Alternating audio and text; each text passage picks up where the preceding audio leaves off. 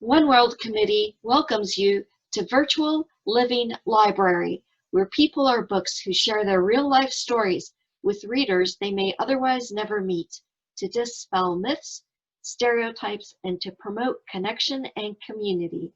I hope you enjoy reading this book and hearing their story. Experience. This is my second time actually being a book for Chandler Gilbert Community College. And I enjoyed sharing that experience because I know how sharing, as we say, sharing is caring, and how sharing can possibly help another person who may be in the situation right now where I was, gosh, maybe 25, 26 or more years ago. When I say that out loud, that just makes me sound so old. But anyway, I want to start with the title of my session, You Act More Like a Girl Each Day. That came from my father when I was 15 years old. And I don't think he meant that in a term to make me feel bad. I think he was trying to tell me that when you behave the way that you're behaving, it could be detrimental to you at school. And I think he was trying to protect me from the harm that I could possibly get into while I was in school. You have to remember, I'm a white-haired old man. So when I was in elementary school, that was the 1970s. And I was in high school in the 1980s, long before Ellen DeGeneres came along and said publicly to the whole country, I'm gay, and made it better for gay people to be gay. So back when I was in the closet, it was still a time where you could get beat up. And I thankfully never got beat up, but I got hit a lot. And I got teased and, not hit hard, but still got hit, like on the back of my head, on my side of my ear, kicked in the butt, those types of things. I'm sitting on the bus and they walk by and they punch you in the chest, just those types of things, just because of who I am naturally. So that comment that my father made me think that, well, maybe I am a girl. And I went through the period of thinking that perhaps maybe I am physically boy, but maybe I'm actually a girl and I was born in the wrong body. And I remember my mom even asking me when I was about 11 or 12, because I always played with the girls in the neighborhood. The boys are playing ball in the street or riding their bicycles, skateboarding. I was playing jump rope and jacks and dolls, all the girl types of things that the girls do. And she said, do you think maybe you should have been born a girl?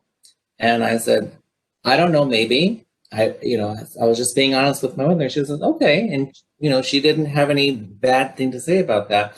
So I thought about that for a very long time. And I went on through junior high and got as far as eighth grade when things kind of got rough. And the way my dad knew that it was getting rough for me at school is because I came home with a Post-it on the back of on my back that says, kick me, I'm a faggot. And I knew who did it. So the next day he spelled it F-A-G-I-T. And so me being the grammarian and the A student that I was, I said, if you're going to put a Post-it on my back, at least spell it correctly, right? And that's the only way I could get back at him. But my dad knew at that point that school was rough for me. And we were living in Glendale. And the only thing that he knew to do to protect his son was to move. And so the house went up for sale that summer. And we moved towards the very beginning of my ninth grade year, from Glendale over at like 51st Avenue and Cactus over to Chandler at Alma School in Warner. So you can see, if you know the geography, you can see how far away he moved us. Because I found this all out like 10 years later, because he said, if we just moved to the next neighborhood, chances are there would be kids from the junior high who went to that high school. So he figured if we just moved far away enough, there would be no chance of me seeing the 8th grade, 9th grade, 10th grade people at school who were bullying me. And I remember the first day that I started ninth grade at Chandler Junior High School. Yes, there was once upon a time a junior high school named Chandler. And I remember him telling me, oh God, I'm gonna cry. Lay low, don't draw attention to yourself. You still have 3.5 years of high school to get through. And so I knew that something was different, okay? The fact that my father would have to tell me to lay low and don't draw attention to myself. So I spent the next 3.5 years of high school laying low. And I got through 4 years of high school with only 3 friends. And so that was something that I had to go through. And I saw all these people that were, had a lot of friends and they were popular. They went to the football games on Friday night. They went to movies. They come back to school on Monday and they talk about all the fun that they had and all the craziness that they did. And I was thinking, I didn't get a chance to do any of that. I would have loved to have gone to a movie with you guys. I would have loved to have gone to the football game with you guys, even though I don't like sports. I know it was more of a fun thing rather than a sporting thing. And so I missed out on a lot of my high school activities. And I did a lot of things I didn't get to do. But my dad did insist that I go to the prom. He said, because that's something that's major that you'll go. And I went with, and I'm still friends with this girl to this day, Suzanne. And I find out like 15 or 20 years later, she's a lesbian. And she said, the really reason why I asked you out is because I knew you were gay and I knew I was a lesbian. I knew there wouldn't be a romantic hassle that weekend or that night. So it was kind of funny in that regard when you look back at it. So I did get to do my prom, but when I look back at my high school memories, there weren't no school, no clubs, nothing really to speak of, 3 friends and a high school prom, 2 high school proms.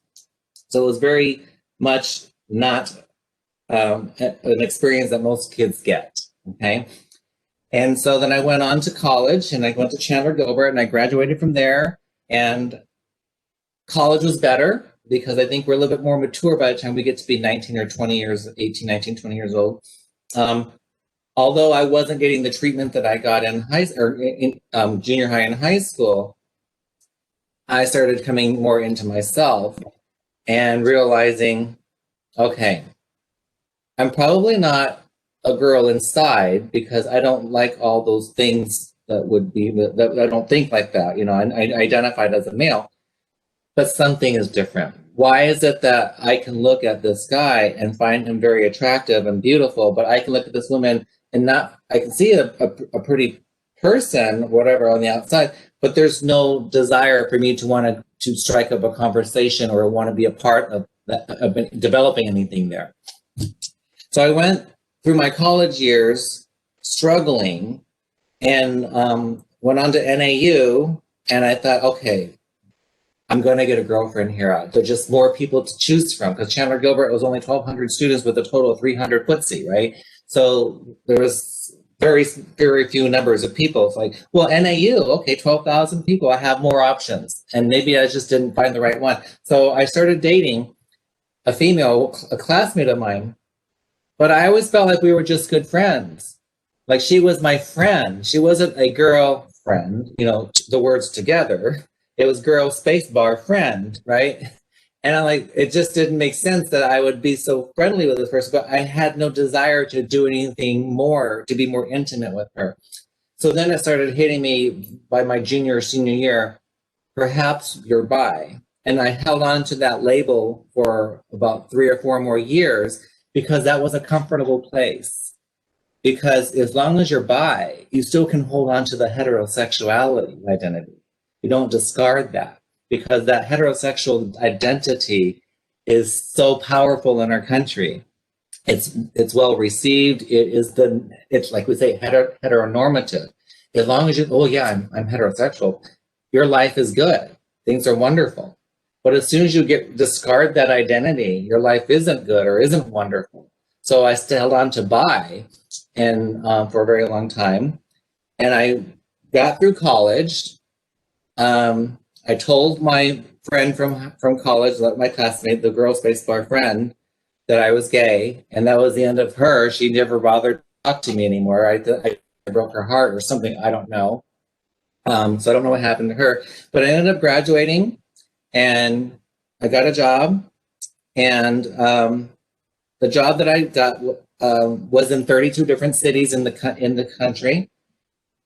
And one day I was sitting there at my desk and said, 32 cities. Did you hear that, George? 32 cities. That's what you need. You just need to get out of here. If you could just go to a large city, you could be yourself. You could get lost in the millions. And finally, you can be yourself.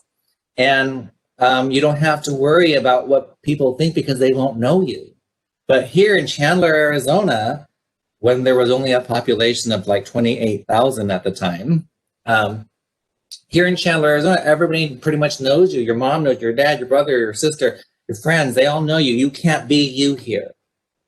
And so I used my job as the avenue to get away. I ran away, is literally what I did. And I applied for a job in New York, San Francisco, Los Angeles, and Chicago, the 4 major cities that I knew that were big that I wouldn't mind living in. Chicago came through for me. And so I moved to Chicago in November, Thanksgiving weekend, actually, 1993. And I got there, fell right into the same trap. Nobody knows me there.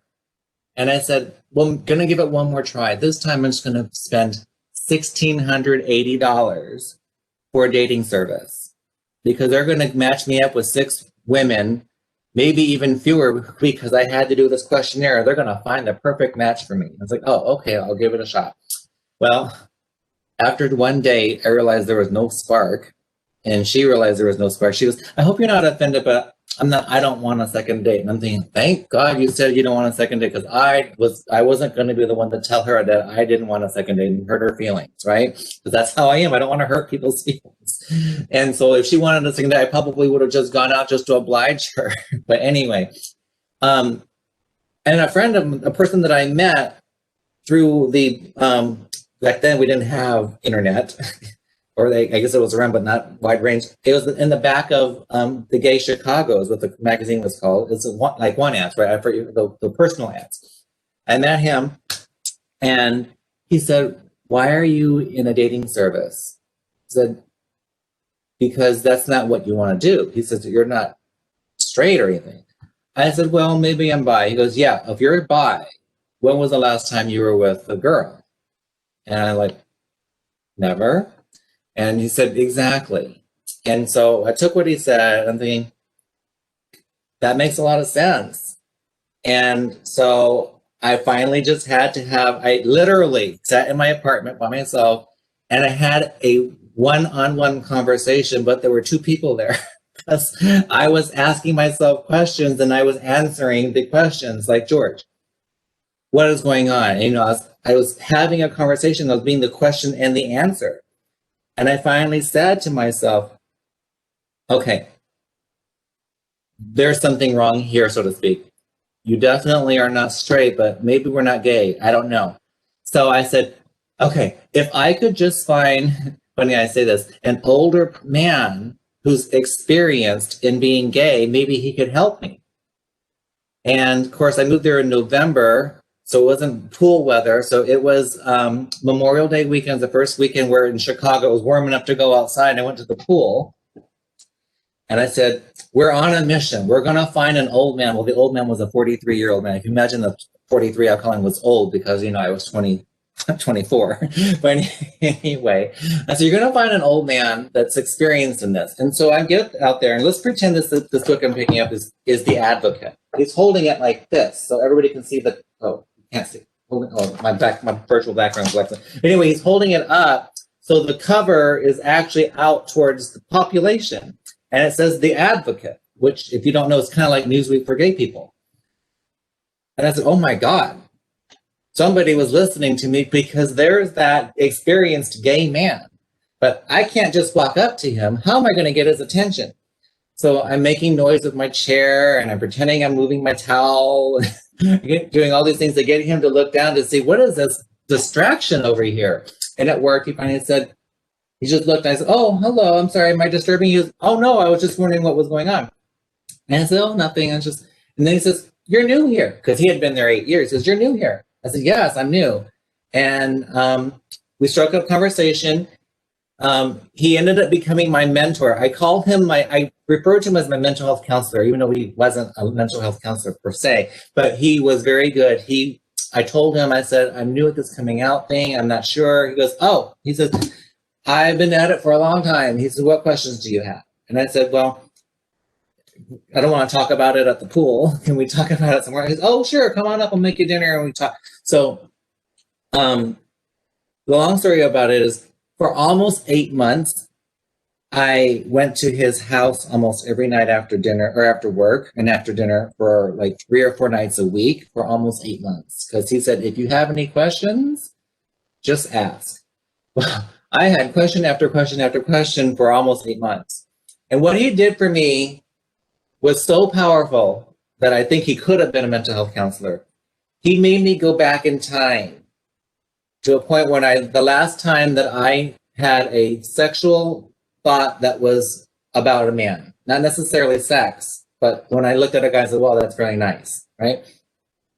And so that's easy. I said, today at work. He goes, okay, fine, but go back more. So what he did was, over a period of about almost 2 months, and it wasn't every day I thought about it, I'd think about it, and I'd call him, I have another instance in time. He goes, okay, come on over, let's talk about it.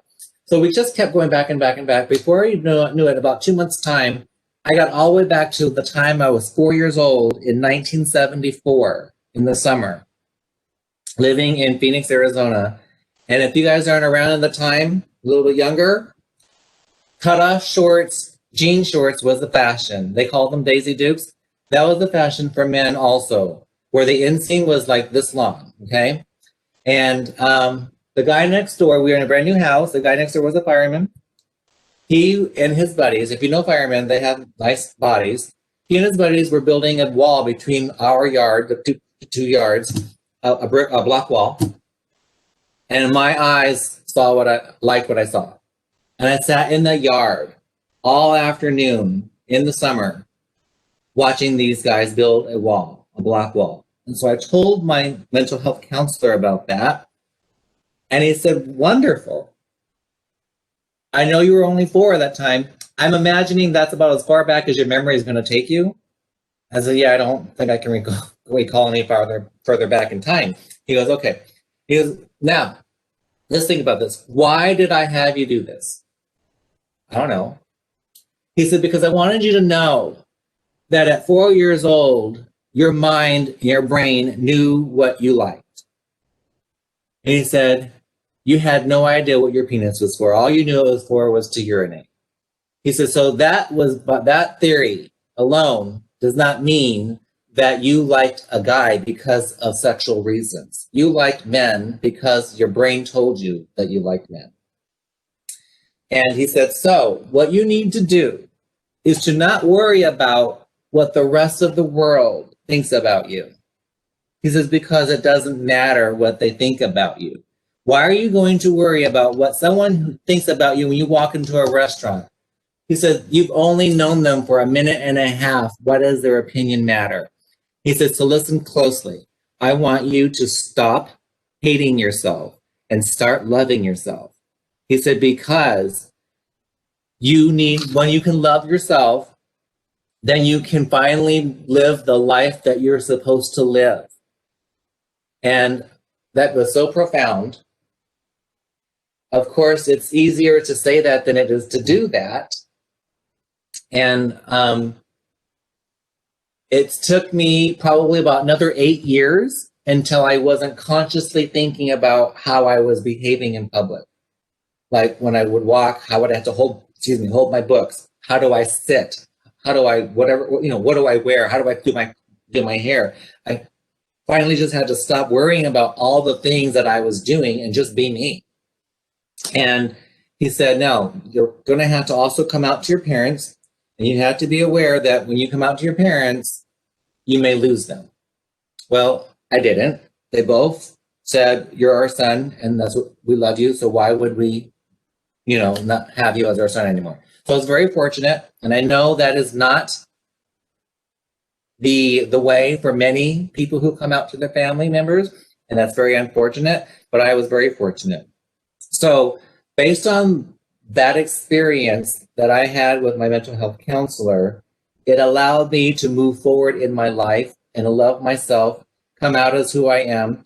And I would say for the last, let's say about last 20 years or so or more, I haven't thought about who I am in regard to how do I behave while I'm in public, because it doesn't matter to me anymore. Because I finally learned in 1994 or 95, early 95, to sell, and that's going to sound terrible, fuck off world, because you don't mean anything to me. Because what you think of me does not matter. And why I want to share my story is because I don't see faces or anybody, but I know there are people out there who might be listening. And it doesn't necessarily mean they're 18, or they could be 30 or 40 or 50 or 60 or more. I have a friend who came out at 70 and lived a closeted life and married life for 50 years. So I want people to know that it's okay. I did it. I didn't die, and nothing bad came of it. And that's pretty much my story. I'll like to take questions if there are any.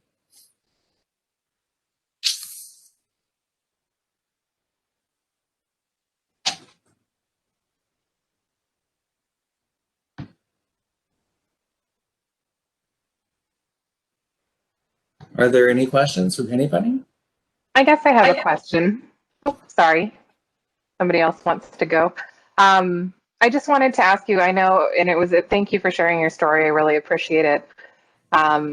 Earlier on, when you were recalling some of the things that you lost out on in high school, different experiences and things, it looked like it was really still emotionally impactful for you. How do you deal with that? And does it get better, or is it just kind of like a reminiscence when you think about it, you regret some of those things? When I think about the sadness that I went through at 14, 15, 16, and 17, that's what makes me sad still. That a young man like me, or boy, really, I was just a boy, I wasn't even an adult yet, who could have had a really rich, engaging high school experience, did not have that. And that's what makes me sad to this day. I'm not sad that I went through that. I've healed from that. But when I think back and reflect upon that, it's like, wow, because it makes me think about, I worked with 1 in 10 at 1 in 10, and I was a volunteer there for the youth, 14 to 24. And I think about the youth today, even though it's so much better for them now, there's still people going through that. And how many high school kids are out there who didn't get to have their high school experience? Is there another question? If it's okay, I'll so have you met other people that have come out or that have not come out, like with different experience? Like, how did that kind of not all, like, add to your kind of knowledge of identifying who you are, or like what, sexual orientation or gender wise? I have had interactions with people who have accepted themselves as being gay, but have not come out publicly. And of course, we all go through that process. So I can almost identify where they are in that process of coming out. And I help them explain, look, you can't be out to this group of people and not out to this group of people. I said, it's more exhausting than being in the closet, because now when you're in the closet, everybody doesn't know. So you don't only have to act one way. When you're out to some and not out to others, it's more exhausting because you have to remember who knows and who doesn't know. And I said, so if you're ready to come out because you've accepted it for yourself, then you just have to just basically say, kick that door open and say, here I am, world, take it or leave it, love me or not. And don't worry about if the people who once liked you don't like you anymore, because if they don't like you anymore after they know, then they really weren't your friends to begin with, right? And you don't need those people. So it's, I've helped people make that transition, because that's one of the hardest last steps that you have to make, is like standing on that diving board and you practice on the edge of the pool, just jumping over the pool. Now you're actually on the diving board, you're 2 feet off the ground, and like, I know I can do this, but I don't know if I have the courage to. Okay, so you just have to have the courage to just do it, and knowing that everything will be okay. Do you feel like Anybody? most people that are going through similar situations go through that long kind of turmoil and process of trying to figure out, like you did, am I a girl in a guy's body, or am I, bisexual, or am I gay? Do you think that's pretty typical for most as they try to process it? Of all the people I have spoken with, I have a lot of gay friends, and I ask their stories. I don't ask them from all my friends, but it's pretty typical. A lot of them will go through the bisexual phase because, like I said, that's a safe place to be because you still hold on to heterosexuality. And then they come to realization that they're not actually bi. Some still, some are asexual, right?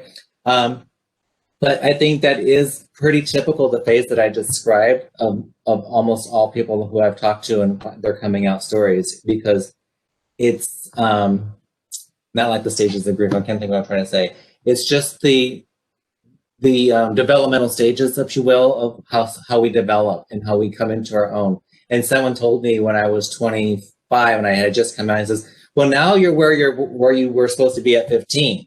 So your puberty stage is starting all over again. Now you're going through gay puberty." It's kind of the same. So that's why it's been said that gay men are very immature for a very long time, because when they come out, then they want to go back and be the cheerleader, so to speak, right? They want to kind of go and have their 15 to 20 years again that they didn't get to have, and they want to do that. But it depends. If they come out at 25, that's why they're so immature between 25 and 35 sometimes, is because they're doing what they should have done 10 or 15 years ago.